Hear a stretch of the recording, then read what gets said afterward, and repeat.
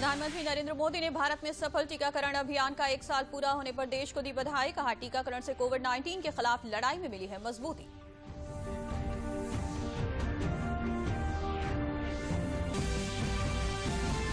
राष्ट्रव्यापी कोविड टीकाकरण की वर्षगांठ पर फतेहपुर, बरेली, हमीरपुर, लखनऊ और प्रयागराज समेत प्रदेश भर में लोगों ने टीकाकरण को लेकर दिखाया उत्साह, लगवाए टीके।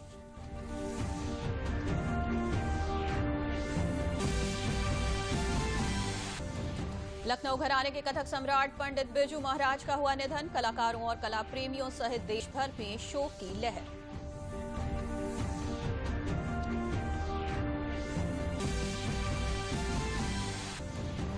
और उत्तर प्रदेश, राजस्थान, पंजाब और दिल्ली एनसीआर में शीतलहर का प्रकोप जारी। कोहरे और ठंडी हवाओं से जनजीवन पर पड़ा असर।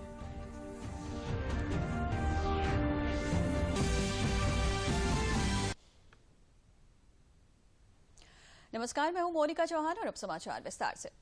प्रधानमंत्री नरेंद्र मोदी ने भारत में सफल टीकाकरण अभियान का 1 साल पूरा होने पर देश को बधाई दी है। ट्वीट संदेशों की श्रृंखला में प्रधानमंत्री नरेंद्र मोदी ने कहा है कि आज हम टीकाकरण अभियान का 1 साल पूरा होने को मना रहे हैं। मैं टीकाकरण अभियान से जुड़े प्रत्येक व्यक्ति को सलाम करता हूं। हमारे टीकाकरण कार्यक्रम ने कोविड-19 के खिलाफ लड़ाई में काफी मजबूती दी है। इस अभियान ने जीवन को बचाने और इस प्रकार आजीविका की रक्षा करने के लिए प्रेरित किया है। हमारे डॉक्टर, नर्स और स्वास्थ्य कर्मियों की भूमिका असाधारण है। हम हर दूर दराज के इलाकों में लोगों को टीकाकरण करते हुए या हमारे स्वास्थ्य कर्मियों को टीके लेते हुए देखते हैं तो हमारा हृदय गर्व से भर जाता है। महामारी से बचने के लिए भारत का दृष्टिकोण हमेशा विज्ञान आधारित रहेगा। हम अपने सभी नागरिकों की उचित देखभाल सुनिश्चित करने स्वास्थ्य के बुनियादी ढांचे को भी बढ़ा रहे हैं। आइए हम सभी कोविड-19 संबंधी प्रोटोकॉल का पालन करें और महामारी पर विजय प्राप्त करें।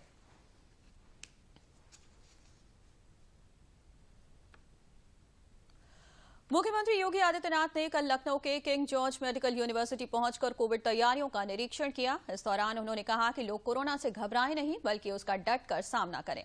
समय पर अपनी वैक्सीन की पहली, दूसरी और बूस्टर डोज लें। कोविड प्रोटोकॉल का पालन करें। उन्होंने कहा कि जिस तरह से हमने दूसरी वेव का सामना किया, वैसे ही तीसरी लहर का भी मजबूती से मुकाबला करेंगे। मुख्यमंत्री ने यूपी में वैक्सीनेशन अभियान की सराहना करते हुए कहा कि प्रदेश में बहुत अच्छी वैक्सीनेशन ड्राइव चल रही है।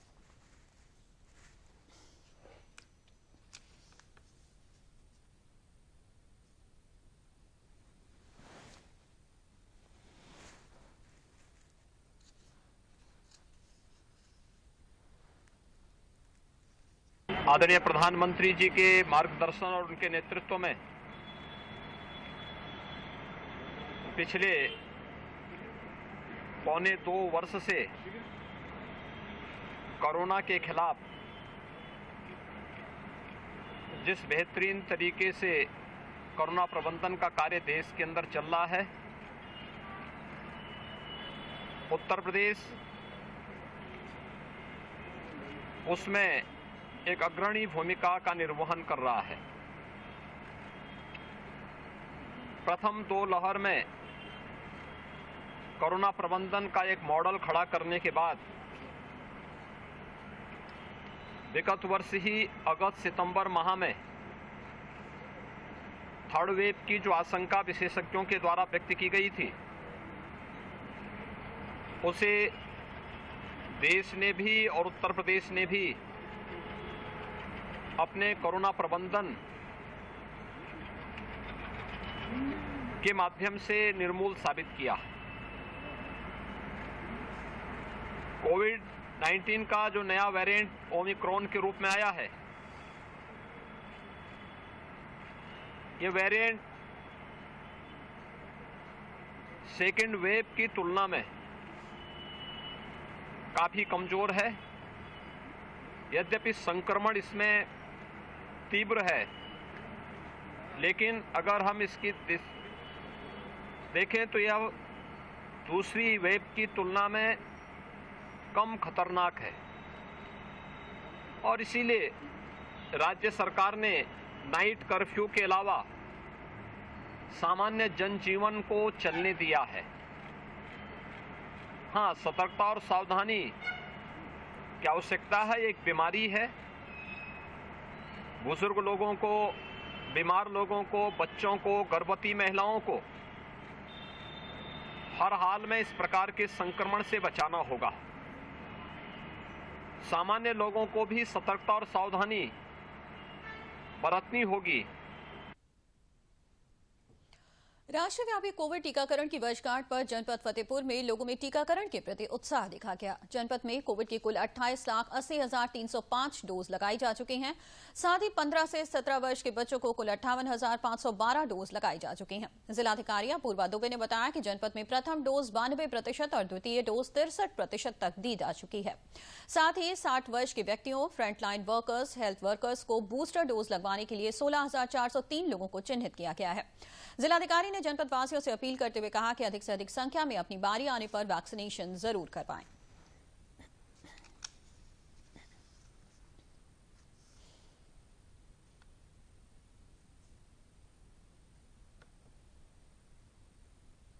ये बहुत जरूरी है कि अभिभावक की भी जिम्मेदारी है और बच्चों की भी जिम्मेदारी है कि अपने जो निकटतम स्वास्थ्य केंद्र हैं, प्राथमिक स्वास्थ्य केंद्र हैं या जो अन्य केंद्र हैं, सरकारी हॉस्पिटल्स हैं, वहां पर जा करके अपना वैक्सीनेशन बच्चों का करवा दें। बच्चे भी जो 15 से 18 साल के मध्य के हैं वो अपना वैक्सीन करवाएं ताकि ये बच्चे सेफ हो जाएं और अभिभावकों की भी चिंता खत्म हो जाए और इस महामारी से लड़ने की एक प्रतिरोधक क्षमता आए।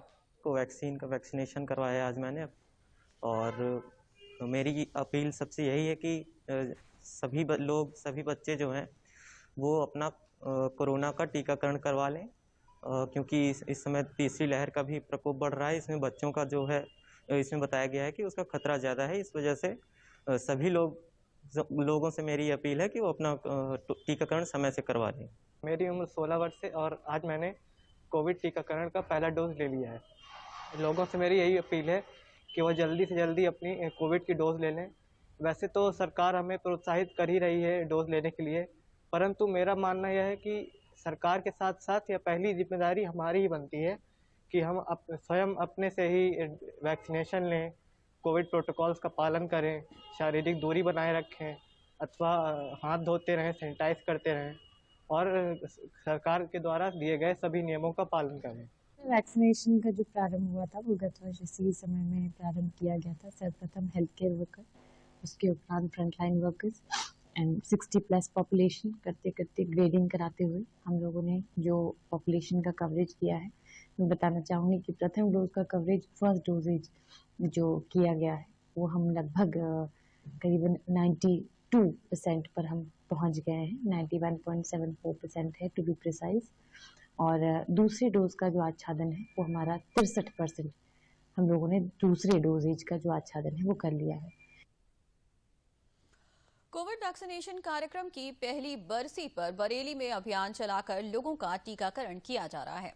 जगह जगह वैक्सीनेशन सेंटर बनाए गए हैं। लोग कोविड नियमों का पालन करते हुए इस महाअभियान का हिस्सा बन रहे हैं। बरेली के मुख्य चिकित्सा अधिकारी डॉक्टर बलबीर सिंह ने बताया कि बरेली जिले में 32,22,122 का लक्ष्य था, जिसमें से लगभग 31 लाख लोगों को कोविड का टीका लगाया जा चुका है। दूसरी डोज भी 62% लोगों को लग चुकी है। उन्होंने कहा कि 25 जनवरी तक हम लोग अभियान चलाकर 100% टीकाकरण के लक्ष्य को प्राप्त कर लेंगे।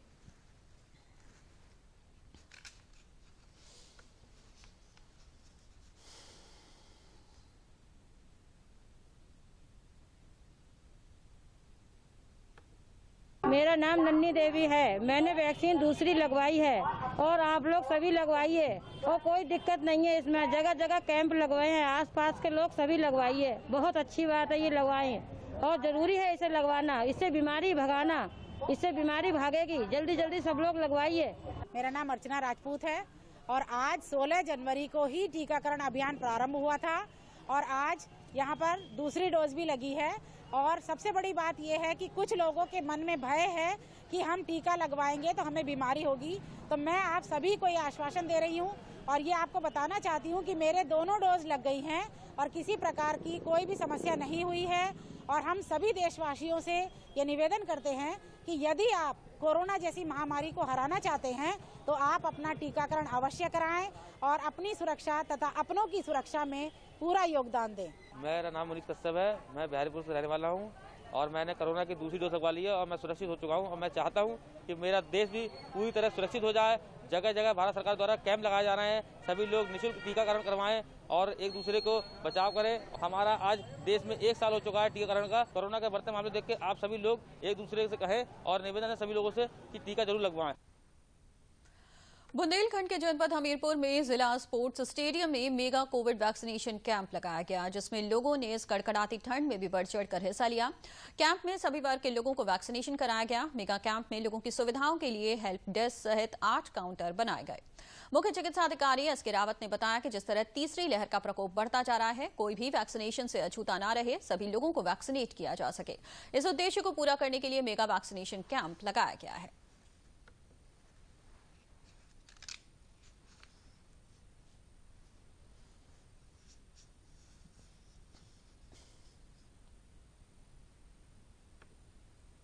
जी, मेरा नाम रूपाली द्विवेदी है। मैं हमीरपुर उत्तर प्रदेश से हूँ। किसी वजह से कोरोना की वैक्सीन नहीं लगवा पाई। आज मैंने फर्स्ट डोज लगवाई है। हमारे जनपद में मेगा कैंप चल रहा है कोरोना का, तो इससे डोज लगवाने के बाद हम लोग जो ओमिक्रॉन वाली जो नेक्स्ट 3rd लहर आ रही कोरोना की, उससे अपने आप को काफ़ी प्रोटेक्ट कर पाएंगे और काफ़ी हम लोग अपनी हेल्थ के लिए अच्छा रहेगा। मतलब बचाव के लिए कोरोना से वैक्सीनेशन लगवाना जरूरी है और मतलब जो है वैक्सीनेशन लगवाने के मतलब बचाव और आगे भविष्य में मतलब जो है सब लोगों से मतलब जो है प्रेरणा है कि सब लोग लगवाएं। आज वैक्सीनेशन कैंप लगाया गया था। कोविड की दृष्टिकोण से ये बहुत ही अनिवार्य है। सभी नागरिकों का एक दायित्व है कि बूस्टर डोज, प्रथम डोज और द्वितीय डोज का समय समय पर लगवाना सुनिश्चित करें।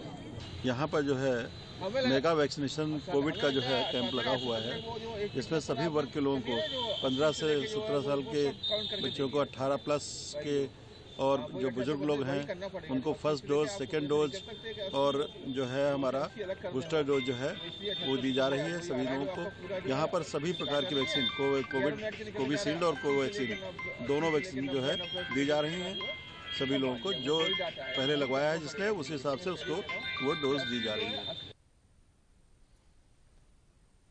16 जनवरी 2022 को वैक्सीनेशन का 1 साल पूरा होने पर प्रयागराज में अलग अलग स्थान पर वैक्सीनेशन कैंप लगाए गए हैं, जिसमें सभी आयु के लोगों ने बढ़ चढ़ कर हिस्सा लिया। अभी तक जिले में लगभग 64 लाख वैक्सीन की डोज दी जा चुकी है और कल पूरे जिले में 61,236 टीके लगाए गए। लोगों में खुशी की लहर देखी गई। लोगों ने वैक्सीनेशन होने पर खुशी जाहिर की और 1 साल पूरा होने पर सभी ने अपने आप को गौरवान्वित महसूस किया।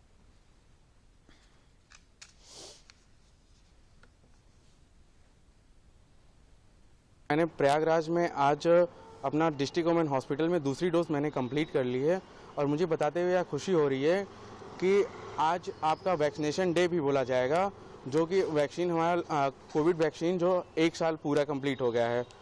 और मैं ये कहना चाहूँगा कि जो कहीं भी अभी तक वैक्सीन नहीं लगवाए हैं वो अपना वैक्सीन लगवाएं और प्रयागराज में बहुत ही अच्छे तरीके से वैक्सीनेशन हो रहा है। आज वैक्सीनेशन का 1 साल कंप्लीट हुआ है इंडिया में। मेरी फर्स्ट डोज है। मैं 15 to 18 इयर्स की हूँ। माय नेम इज सौंदर्य केसरवानी। मेरा नाम ऋचा मिश्रा है। मुझे आज 1 साल हो गए हैं। मेरे दोनों डोज लग गई है। थैंक यू फॉर गवर्नमेंट जो इन्होंने इतनी अच्छी अपील की है और इतना उनका सपोर्ट है। आज 1 साल पूरा हो गया है वैक्सीनेशन का और मैंने आज अपनी सेकेंड डोज लगवाई है। आज हमने अपनी वैक्सीन की सेकेंड डोज भी ले ली है मैंने और बहुत अच्छा लग रहा है कि जिस तरीके से हमारी सरकार वैक्सीनेशन के ऊपर इतना जोर डाल के लोगों तक जहां तक है पहुंचाने की कोशिश कर रही है। जगह जगह कैंप लग रहे हैं और यहाँ तक कि 7 दिन लगातार काम करवा रही हैं कि कितना ज़्यादा से ज़्यादा लोगों को वैक्सीन लग सके और वो कोरोना से सुरक्षित हो सके। और कोरोना की बात चल रही है तो आपको बता दें कि पिछले 24 घंटों में 2,71,000 से ज्यादा नए मामले सामने आए हैं। हालांकि अपने अपने स्तर पर राज्य सरकारें भी हालात को नियंत्रित करने में जुटी हुई हैं। तमाम राज्यों में कल वीकेंड कर्फ्यू रहा। तमिलनाडु में 1 दिन का संपूर्ण लॉकडाउन रहा और मौजूदा हालात को देखते हुए उत्तर प्रदेश के सभी स्कूल कॉलेज 23 जनवरी तक बंद कर दिए गए हैं। कोरोना से निपटने के लिए तमाम राज्य सरकारें हर जरूरी कदम उठा रही हैं ताकि इस पर जल्द से जल्द नियंत्रण पाया जा सके। योगी आदित्यनाथ ने बाद में लखनऊ के किंग जॉर्ज मेडिकल यूनिवर्सिटी अस्पताल में कोरोना संबंधी व्यवस्थाओं का निरीक्षण किया। अब तक विशेषज्ञों ने भी इस बात को माना है कि भारत के अंदर बनी हुई वैक्सीन कोविड में बचाव की सबसे अच्छी और प्रभावी मानी गई है।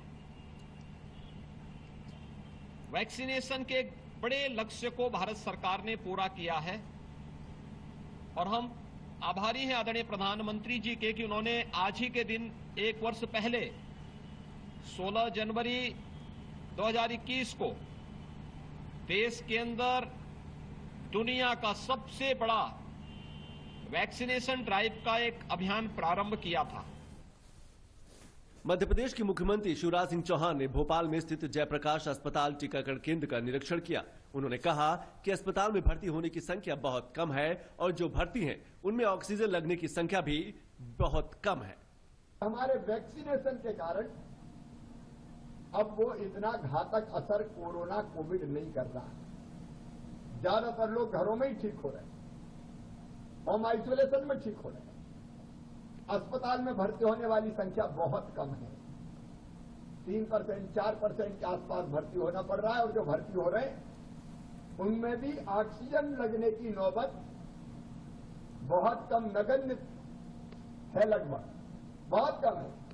हरियाणा के स्वास्थ्य मंत्री अनिल विज ने कहा कि राज्य में जितने रोज के नए मामले सामने आ रहे हैं उनमें से आधे से ज्यादा मामले गुड़गांव, फरीदाबाद, सोनीपत के हैं। उन्होंने कहा कि 15 से 18 साल के बीच आयु वर्ग के बच्चे जो कोविड वैक्सीन की डोज नहीं लगाएंगे उन्हें स्कूल खुलने पर प्रवेश नहीं दिया जाएगा। हम वैक्सीनेशन बहुत तेजी के साथ कर रहे हैं। पहली डोज तो 100% लोगों को हमने लगा दी है, दूसरी डोज भी 77% लोगों को लग चुकी है, अभी कईयों की ड्यू नहीं है। जहां तक बच्चों का बात है तो 7 लाख बच्चों को इंजेक्शन लगाया जा चुका है। अब हमने निर्णय लिया है कि जो बच्चा 15 से 18 साल तक की आयु का जो बच्चा इंजेक्शन नहीं लगाएगा उसको स्कूल खुलने पर प्रवेश नहीं दिया जाएगा। उधर दक्षिण राज्य तमिलनाडु में कोविड-19 मामलों की संख्या में वृद्धि के कारण राज्य में सभी कक्षाओं के लिए स्कूलों को बंद किया गया है। साथ ही 19 जनवरी को होने वाली परीक्षाएं स्थगित कर दी गई हैं। राज्य में 14 से 18 जनवरी तक सभी धार्मिक स्थलों में प्रवेश पर रोक लगा दी गई है। साथ ही राज्य में 6 जनवरी से रात्रिकालीन कर्फ्यू लगातार जारी है, जो कि महीने के अंत तक जारी रहेगा। वहीं तेलंगाना राज्य में कोरोना के बढ़ते मामलों को देखते हुए राज्य सरकार ने सभी शैक्षिक संस्थानों की छुट्टी 30 जनवरी तक बढ़ाने का निर्णय लिया गया है। इधर देश भर में कोरोना के मामले लगातार बढ़ रहे हैं। अगर आंकड़ों पर नजर डालें तो पिछले 24 घंटों में 2,71,202 नए मामले सामने आए हैं। इसके साथ ही भारत में सक्रिय मरीजों की संख्या 15,50,377 है। इस दौरान 1,38,331 लोग स्वस्थ भी हुए हैं। स्वस्थ होने की वर्तमान दर 94.51% है। अब तक 7,743 ओमिक्रॉन के मामले सामने आए हैं। कल के मुकाबले 28.17% की वृद्धि है। इलाहाबाद उच्च न्यायालय के मुख्य न्यायाधीश राजेश बिंदल ने कोरोना संक्रमण के बढ़ते प्रकोप को देखते हुए न्यायालय के सभी अनुभाग अधिकारियों और सुपरवाइजिंग अधिकारियों को एक दिन के अंतराल पर 50% स्टाफ से ही काम लेने का निर्देश दिया है। उन्होंने ये भी निर्देश दिया है कि 50% स्टाफ से इस तरह काम लिया जाए कि जिससे किसी भी सीट का कार्य रुकने न पाए। निबंधक न्यायिक द्वारा जारी अधिसूचना में कहा गया है कि जिस किसी अधिकारी और कर्मचारी को बुखार हो उसकी तुरंत कोविड जांच कराई जाए। उच्च न्यायालय ने प्रयागराज और लखनऊ खंडपीठ परिसर में शराब पीकर, भांग, गुटखा और तंबाकू खाकर प्रवेश करने वालों को प्रतिबंधित कर दिया है। साथ ही गंभीर बीमारी से पीड़ित अधिकारियों और कर्मचारियों को इसकी सूचना न्यायालय प्रशासन को देने के लिए कहा है, जिससे कि इस तरह के लोगों को ड्यूटी में छूट दी जा सके। घर से काम करने वाले कर्मचारी भी टेलीफोन और अन्य उपकरणों के माध्यम से उच्च न्यायालय में अपने अनुभाग से संपर्क में बने रहेंगे।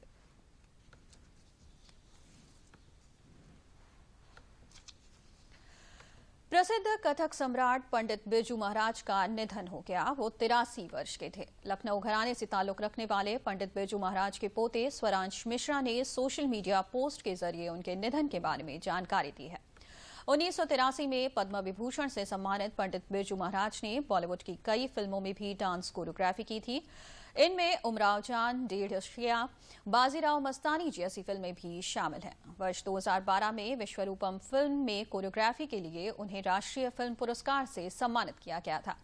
उन्हें संगीत नाटक अकादमी पुरस्कार और कालिदास सम्मान से भी सम्मानित किया गया। कलाकारों और कला प्रेमियों सहित देश भर के लोगों ने पंडित बिरजू महाराज के निधन पर शोक व्यक्त किया है।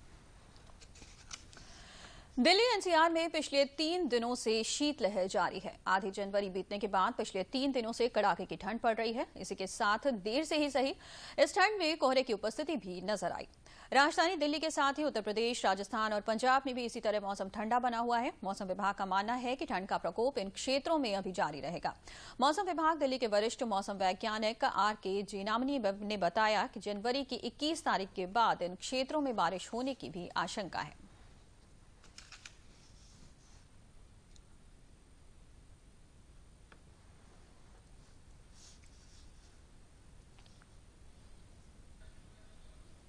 दिल्ली में जो चांसेस है 21 नाइट 22 को बारिश है, क्लाउड भी बढ़ेगा। तो जैसे वेस्टर्न डिस्टर्बेंस नया आता है तो वेदर इंप्रूव होता है, पर्टिकुलरली जो टेम्परेचर हो, फॉग हो, वो सारा उठ जाता है बिकॉज उसमें विंड आता है। बारिश तो रहेगा लेकिन ये सब वेदर जाएगा। तो अभी जो इतना सामना करना पड़ता है, पर्टिकुलरली जैसे दिन का अगर तापमान ऐसे रहता है तो लोगों को काफी परेशानियां सामना करना पड़ता है, बट कल से इम्प्रूवमेंट और ज्यादा है।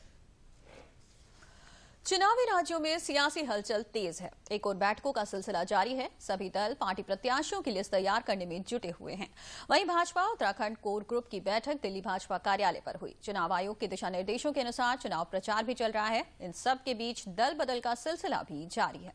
उत्तर प्रदेश में पूर्व IPS अधिकारी असीम अरुण भारतीय जनता पार्टी में शामिल हुए और योगी सरकार के पूर्व मंत्री दारा सिंह चौहान समाजवादी पार्टी में शामिल हो गए। पंजाब में कांग्रेसी नेता भगवंत पाल सिंह सच्चर ने बीजेपी का दामन थाम लिया। सर्दी के मौसम में गिरते पारे के बीच चुनावी राज्यों की सियासत का पारा खूब चढ़ रहा है। खासकर यूपी में सियासी माहौल गरमाया है। पूर्व IPS अधिकारी असीम अरुण रविवार को लखनऊ में भारतीय जनता पार्टी में शामिल हुए। असीम अरुण यूपी ATS के IG रह चुके हैं और उन्होंने कानपुर में पुलिस आयुक्त के पद से हाल ही में इस्तीफा दिया है। उत्तर प्रदेश चुनाव के लिए भाजपा के सह प्रभारी अनुराग सिंह ठाकुर ने असीम अरुण का भाजपा में स्वागत करते हुए उम्मीद जताई कि वे अपनी नई पारी में भी लोकहित और युवाओं को प्रेरित करते रहेंगे। तो असीम अरुण ने बीजेपी सरकार के कामों की तारीफ की। युवाओं के लिए प्रेरणा, एक ऐसा चेहरा जो युवा भी है, ईमानदार भी है, अनुभवी है, प्रोफेशनल है और अपने इस करियर के दौरान एक भी दाग जिनके ऊपर नहीं। बहुत सारे काम अच्छे हुए हैं, सरकार कर रही है, पिछले 5 सालों में हुए, लेकिन बहुत सारा काम भी बचा हुआ है। तो उसको मैं सरकारी सेवा के साथ रहते हुए नहीं कर पाऊंगा। थोड़ा थोड़ा छूऊंगा लेकिन कोई सार्थक परिवर्तन नहीं आएगा। तो अब मेरा प्रयास होगा कि मैं एक व्यापक, सार्थक और स्थायी परिवर्तन ला पाऊं।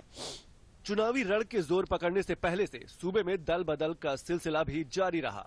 पिछले दिनों भाजपा से इस्तीफा देने वाले योगी सरकार के पूर्व मंत्री दारा सिंह चौहान लखनऊ में सपा प्रमुख अखिलेश यादव की मौजूदगी में समाजवादी पार्टी में शामिल हुए।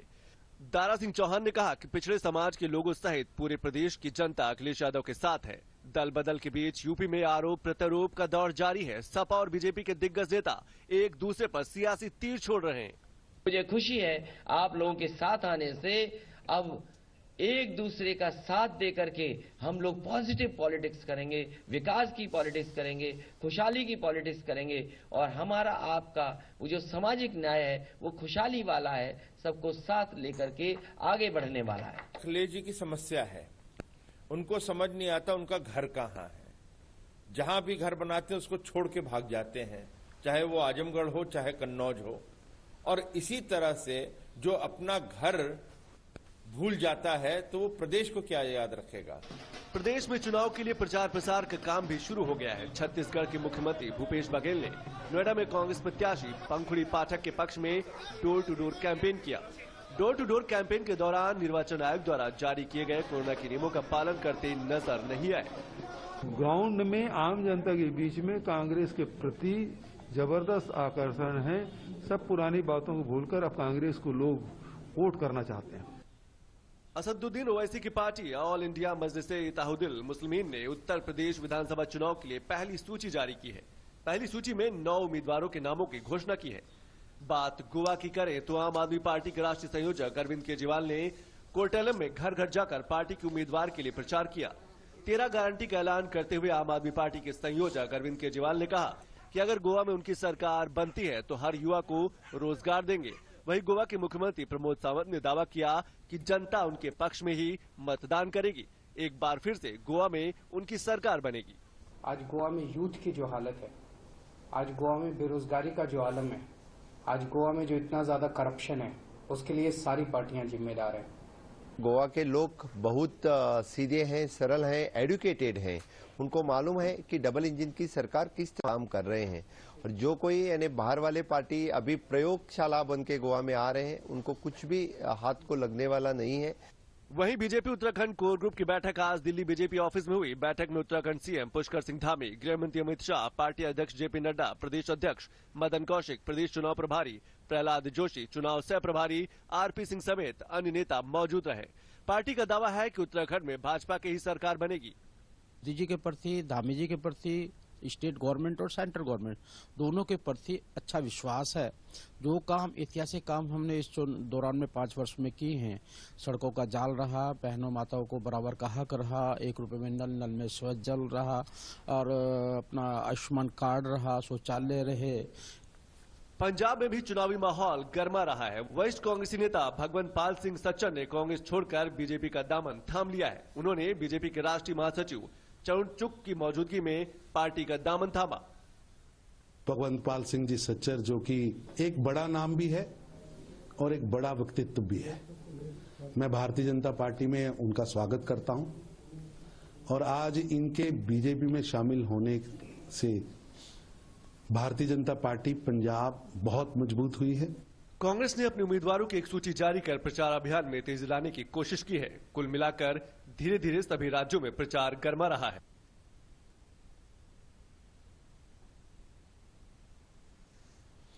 उत्तर प्रदेश विधानसभा चुनाव को लेकर आम आदमी पार्टी ने 150 उम्मीदवारों की सूची जारी की है। आम आदमी पार्टी के यूपी प्रभारी संजय सिंह का कहना है कि आम आदमी पार्टी अकेले ही उत्तर प्रदेश में 403 विधानसभा सीटों पर चुनाव लड़ेगी। उन्होंने कहा कि उत्तर प्रदेश की जनता को तय करना होगा कि शिक्षा, स्वास्थ्य, रोजगार और किसानों को राजनीति के केंद्र में मुद्दे के रूप में लाने के लिए जनता योग्य और शिक्षित उम्मीदवारों को विधानसभा में भेजे। उन्होंने कहा कि आम आदमी पार्टी ने घोषणा पत्र में अपने जिन वादों को कहा है, सरकार बनने पर उनको पूरा किया जाएगा।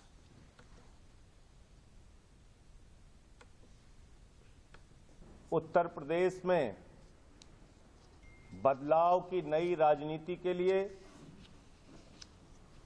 राजनीति की गंदगी पर झाड़ू चलाने के लिए, शिक्षा, स्वास्थ्य, रोजगार और किसानी को राजनीति के केंद्र में मुद्दे के रूप में लाने के लिए आम आदमी पार्टी उत्तर प्रदेश के 403 सीटों पर चुनाव लड़ेगी, जिसमें से लगभग 150 सीटों पर प्रत्याशियों का चयन आदरणीय अरविंद केजरीवाल जी के नेतृत्व में केंद्र के हमारे नेताओं ने लिया है और स्वीकृति दी है। 150 उम्मीदवारों में जिसका चयन अरविंद केजरीवाल जी ने और पूरे केंद्रीय नेतृत्व ने किया है, उनमें शिक्षित, योग्य और अच्छे उम्मीदवारों का चयन करने का पूरा प्रयास हम लोगों ने किया है।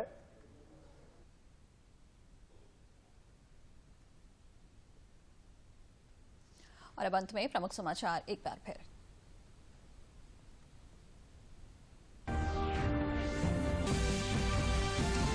प्रधानमंत्री नरेंद्र मोदी ने भारत में सफल टीकाकरण अभियान का 1 साल पूरा होने पर देश को दी बधाई। कहा, टीकाकरण से कोविड-19 के खिलाफ लड़ाई में मिली है मजबूती।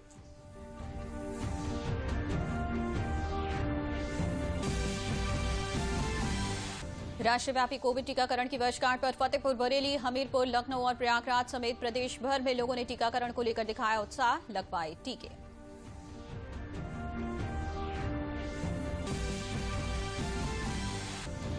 लखनऊ घराने के कथक सम्राट पंडित बिरजू महाराज का हुआ निधन। कलाकारों और कला प्रेमियों सहित देश भर में शोक की लहर।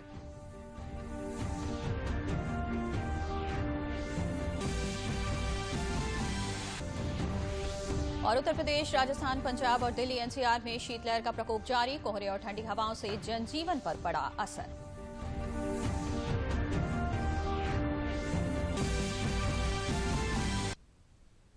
समाचारों में बस इतना ही, लेकिन चलने से पहले एक जरूरी बात, कोरोना का खतरा ओमिक्रॉन वेरिएंट के रूप में एक बार फिर सामने है, इसलिए मास्क पहनें, उचित दूरी बनाकर रखें, भीड़ भाड़ से बचें और समय समय पर हाथ भी धोते रहें। नमस्कार।